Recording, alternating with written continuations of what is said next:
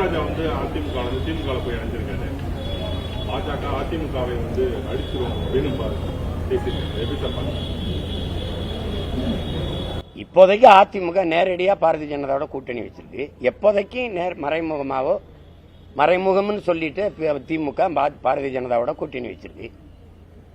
அவர்களே பேசியது இருக்கு. ஐயா முன்னாள் முதல்வர் ஐயா கருணாநிதி அவர்களுடைய காசு நாணயம் வெளியிட்டப்போ ராஜ்நாத் சிங் வந்து வெளியிட்ட போது அம்மா ஜெயலலிதாவுக்கு காசு வெளியிடும் போது அவங்க வரல, கூட்டணி வச்சும் கூட வரல.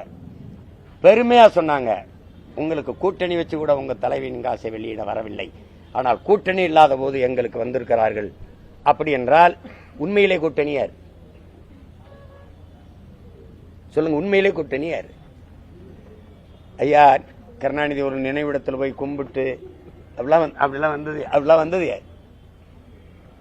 3 முறை நிதி ஆய்வு கூட்டத்துக்கு போக மாட்டேன்னு சொன்ன ஐயா நிமிர்ந்து நின்ன தமிழக முதல்வர் ஐயா ஸ்டாலின் ஒரே ஒரு ஈடி வரும்போது ஓடி வாரேன் மோடின்னு போய் நின்னது யார்?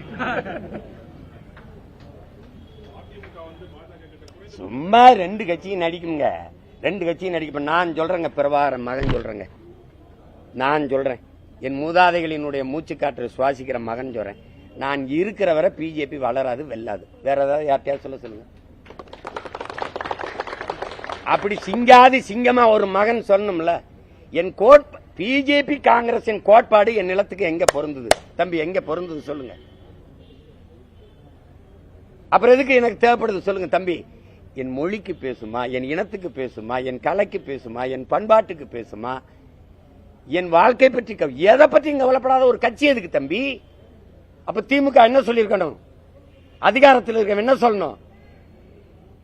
பாரதிய ஜனதாவின் தேவை இங்கு ஏற்படாது. ஏன்னா நான் அப்படிப்பட்ட ஆட்சியை கொடுத்துக்கிட்டு இருக்கேன். நாங்கள் இருக்கிற வரை பிஜேபி வராதுன்னு தானே சொல்லணும் தம்பி. ஒரு வீட்டுக்கு வாயில் காவலன் எதுக்கு போடுறீங்க? வாட்ச்மேன் எதுக்கு போடுறீங்க? திருடன் வருவதற்கு முன்பு தடுத்து பிடிக்க.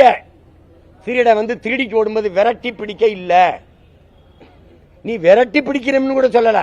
வந்துருவான், கதவை பூட்டிக்க, சன்னலை பூட்டிக்க, நல்லா ஒரு பூட்டுக்கு 2 பூட்டு போட்டுக்க, வந்துருவான், திருடன் வந்துருவான். அப்புறம் புடுங்கிறதுக்கா நீ வாசல்ல நிக்கிற வாட்ச்மேனா? இவ்வளவு பெரிய அதிகாரத்தை வச்சுட்டு வரமாட்டான்டா, நான் விட மாட்டேன்டா, அப்படிதானே சொல்லணும்?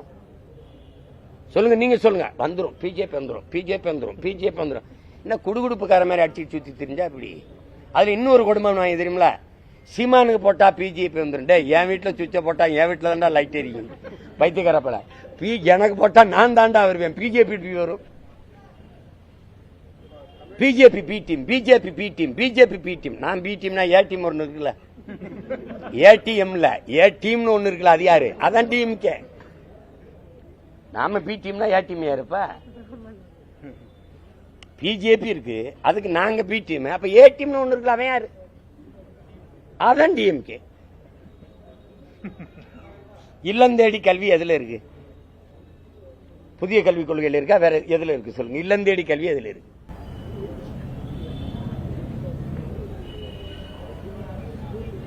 வீடு தேடி அரசு, ரோடு தேடி மக்கள் எதுக்கு போராட? வீடு தேடி அரசு போய் தட்டும். உலகத்தில் இப்படி ஒரு அதிகாரத்தை பார்த்திருக்கீங்களா? 3 ஆட்சி பணி, 3 கலெக்டர், 5 கலெக்டர்ஸ் வேலை செய்யறான் கட்சிக்கு உறுப்பினர் சேர்க்கை நடத்த. உங்க ஓடிபியை கொடுங்க, 1000 ரூபாய் போட்டு விடுறோம். 4.5 வருஷம் கழிச்சு 1000 ரூபாய் உங்களுக்கு வந்து முறையா சேருதானு. இவனால என்ன பண்ணிட்டு இருந்தாங்க? வந்து மக்கள்கிட்ட வந்து உங்களுக்கு என்ன பிரச்சனை? ஒரே பிரச்சனை நீங்க தாங்க, நீங்க போயிருங்க, ஒரு பிரச்சனையும் இல்ல நாட்டுக்கு. கொடுமை. அப்ப முதல்ல இருந்திருக்குல்ல, அதுக்கு வழக்க போட்டு நிறுத்துறது யாரு? நாங்க தான் போய் போராடி நிறுத்த வேண்டியது. இதை மற்ற கட்சிகள் கேட்கணும்ல. உங்களை போல ஊடகவியலாளர்கள் வந்து என்னையா வேலை பண்ணிட்டு இருக்காங்க கேட்கணும்ல. ஒரு அரசு தன் அதிகாரத்தை, அரசின் பணத்தை செலவழிக்குது. அவங்க தலைவர்களுக்கெல்லாம் அரசு செலவுல செல, எங்க முன்னோர்களுக்கு நாங்க சொந்த காசுல செலவழிச்சுக்கணும். நாமக்கல்ல கிட்னி திருட்டு அதிகமா நடக்குது. உங்களுக்கு போகாத வரை இருங்க, மகிழ்ச்சியா இருங்க.